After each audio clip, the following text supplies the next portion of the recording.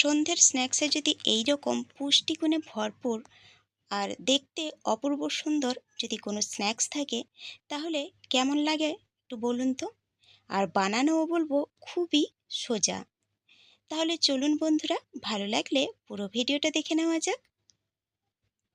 নমস্কার বন্ধুরা, কেমন আছেন সবাই? আমি ভালো আছি, আশা করি আপনারাও ভালো আছেন। আজকে আবারও একটা নতুন ভিডিও নিয়ে চলে এসেছি পাঁচ ফোড়নে। দেখুন এখানে আমি নিয়ে নিয়েছি ব্রেড কয়েকটা, আর নিয়েছি একটা মিডিয়াম সাইজের টমেটো। টমেটোটা লাল হতে হবে। আর টমেটোটা এবারে আমি টুকরো করে কেটে নেব। ধুয়ে নিয়ে রেখেছিলাম, এবারে আমি টুকরো করে নিলাম। এরপর যেটা করতে হবে সেটা হলো ব্রেডগুলোকে এইভাবে ছোট ছোট টুকরো করে নিতে হবে। এখানে কিন্তু যতটা পরিমাণে বানাতে চাইবেন সেই পরিমাপ অনুযায়ী কিন্তু ব্রেডটা আপনারা নিয়ে নেবেন। আর বন্ধুদের কাছে অনুরোধ রইল ভিডিওটি কিন্তু না টেনে পুরো ভিডিওটি দেখার অনুরোধ রইল। এবারে আমি মিক্সির জার নিয়ে নিয়েছি, ছোটো যে জারটা হয় সেটাতে প্রথমে টমেটোটা দিয়ে আমি মিক্সিতে ঘুরিয়ে নেব। টমেটোটা এইভাবে পেস্ট করে নিয়ে তারপর আমি ব্রেডগুলো এর মধ্যে দিয়ে মিক্সিতে ঘুরিয়ে নেব। আর আজকের এই ভিডিওটা যদি ভালো লাগে তাহলে অবশ্যই কিন্তু বন্ধুরা লাইক শেয়ার কমেন্ট করতে ভুলবেন না।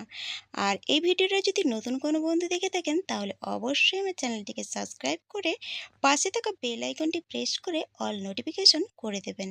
তাহলে প্রত্যেক দিনের ভিডিও সবার আগে আপনার কাছে পৌঁছে যাবে। দেখুন ঠিক এই রকমই কিন্তু একটা পেস্ট তৈরি করে নিতে হবে। এবারে একটা বোল নিয়ে বড় একটা বোল নিয়ে আমি এই পেস্টটাকে ঢেলে নিলাম।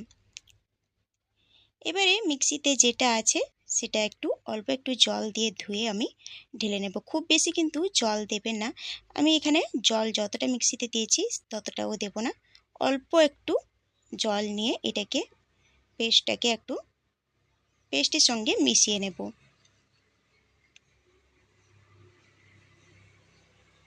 দেখুন মেশানো কিন্তু হয়ে গেছে। খুব ভালো করে কিন্তু পেস্টের সঙ্গে আমি জলটাকে মিশিয়ে নিই। এটা ঢাকা দিয়ে একটু রেখে দেব। এবারে একটা মিডিয়াম সাইজের আলু আমি সেদ্ধ করে রেখেছিলাম। আলুটার খোসা ছাড়িয়ে নিয়ে এইভাবে একটা গ্রেটারের সাহায্যে আলুটাকে গ্রেট করে নেব। গ্রেট করে নিলে কিন্তু যখন আমি মেশাবো তখন কিন্তু আলুটা ভালো হবে, মেশাতে ভালো হবে। আর যদি হাত দিয়ে একটু ম্যাশ করে নেন তাহলে দানা দানা থেকে যাবে। তাই অবশ্যই একটু গ্রেটারের দ্বারা গ্রেট করে নেবেন। এরপর আলুর সঙ্গে কিছু মশলা মেশাবো। সেটা হলো চা চামচে 1 চামচ আমি ধনের গুঁড়ো, আর লঙ্কার গুঁড়ো 1 চামচ, আর হলুদ অল্প একটু সামান্য হলুদ নিয়েছি, আর স্বাদ মতো লবণ নিয়ে আলুটাকে আমি মাখিয়ে নিয়েছি। এই স্ন্যাক্সের আইটেমটা কিন্তু খুব সুন্দর লাগে আর একটা হেলদি স্ন্যাক্স। এটি খেতে কিন্তু দুর্দান্ত লাগে। দেখুন আলুর সঙ্গে ভালো করে কিন্তু মশলাটাকে আমি ভালো করে মাখিয়ে নিয়েছি। এবারে এই মশলার আমি সরিয়ে রেখে দিলাম। এরপর যেটা করতে হবে সেটা হলো যে বোলটার মধ্যে পেস্ট রেখেছিলাম তার মধ্যে বড় সাইজের একটা বাটিতে আমি 1 বাটি সুজি আর ছোট সাইজের এক বাটি নিয়েছি ময়দা। মানে 1 কাপ সুজিতে হাফ কাপ ময়দা নিয়েছি। একেবারে একসঙ্গে আমি ঢেলে দিইনি, অল্প অল্প করে দিয়ে দেব আর মাখাতে থাকবো। এইভাবে কিন্তু হাত দিয়ে একটু মাখিয়ে নিতে হবে। দেখুন পুরোটাই কিন্তু আমি শেষে দিয়ে মাখিয়ে নিয়েছি, তবে একসঙ্গে দিইনি, অল্প অল্প দিয়ে এটাকে একটা ডো তৈরি করে নেব। একটা সফট ডো তৈরি করতে হবে। এটা সফট না করলে কিন্তু হবে না। একটু টাইট করবেন না, শুকনো করবেন না, তাহলে কিন্তু ভাজার সময় একটা শক্ত হয়ে যাবে। তাই হালকা একটু এটাকে সফট রাখবেন। দেখুন তারপর আলু মাখিয়ে যে রেখেছিলাম সেই আলুটাকেও এই ডোয়ের মধ্যে একসঙ্গে দিয়ে মাখিয়ে আবারও আমি ঢাকা দিয়ে 30 মিনিটের মতো রেখে দেব। তার মধ্যে যেটা করতে হবে সেটা হলো একটা কাঁচের বোল নিয়েছি। বোলের মধ্যে 3 চামচের মতো, টেবিল চামচে 3 চামচের মতো নিয়ে নিয়েছি কর্নফ্লাওয়ার আর স্বাদ মতো অল্প একটু লবণ দিয়েছি। এবারে লবণ দিয়ে অল্প একটু জল দিয়ে এটাকে একটা গোলা তৈরি করে রেখেছি। ঠিক এই রকমই কিন্তু করতে হবে। তৈরি হয়ে গেল। এবারে 30 মিনিটের পরে আমি ফিরে আসব।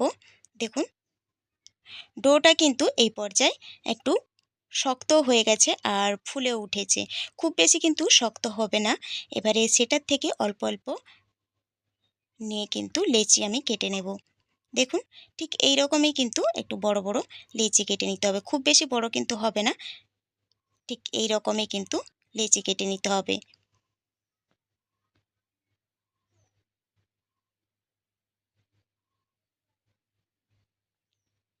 দেখুন লেচি কাটা হয়ে গেছে।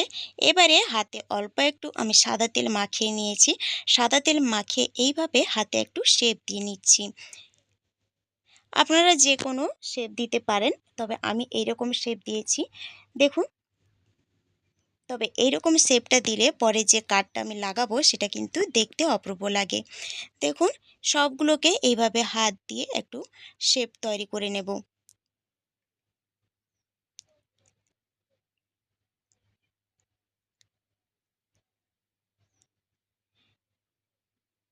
সবগুলোই আমার তৈরি করা হয়ে গেছে।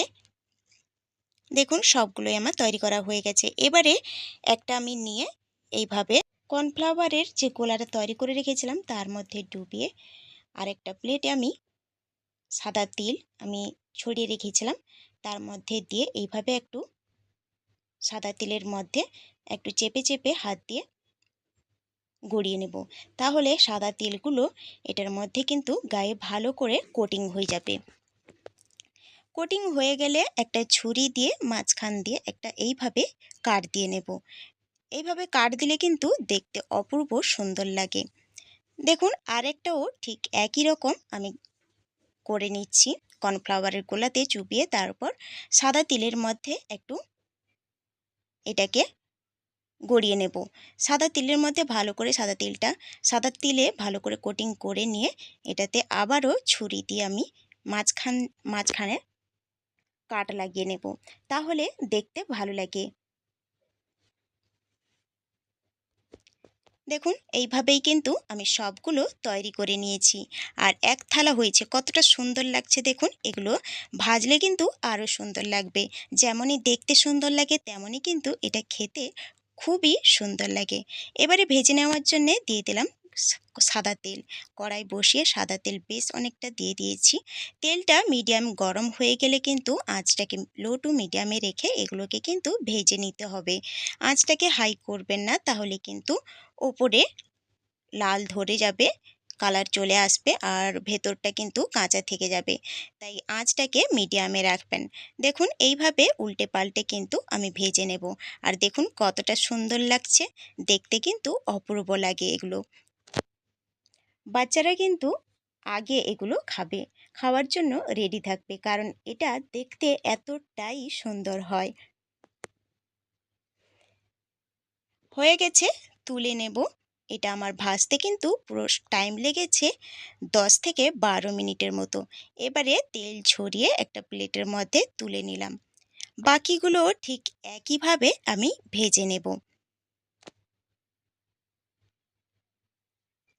দেখুন ভাজা হয়ে গেছে আর কতটা সুন্দর লাগছে দেখুন। যেমনই দেখতে বলেছিলাম তেমনই কিন্তু খেতেও সুন্দর লাগে। যদি এরকম কেউ যদি না বানিয়ে থাকেন তাহলে অবশ্যই স্ন্যাক্সের আইটেমে এইভাবে বানিয়ে নিতে পারেন, অপূর্ব সুন্দর লাগে। আর আমার ভিডিওটি দেখার আগে যদি অন্য কেউ ট্রাই করে থাকেন তাহলে আপনাদের এটা খেতে কেমন লাগে সেটাও কিন্তু আমার কমেন্ট বক্সে জানাতে ভুলবেন না। তাহলে দেখুন, আর ওপরে দেখুন, ওপরে শক্ত ভেতরে কিন্তু মুচমুচে স্পঞ্জি একটা ভাব এসছে। তাহলে বন্ধুরা আজকের ভিডিওটা কেমন লাগলো অবশ্যই কমেন্ট করে জানাবেন। ভালো লাগলে লাইক শেয়ার করে দেবেন। সুস্থ থাকবেন, ভালো থাকবেন। খুব শীঘ্রই দেখা হবে পরের একটা ভিডিও নিয়ে।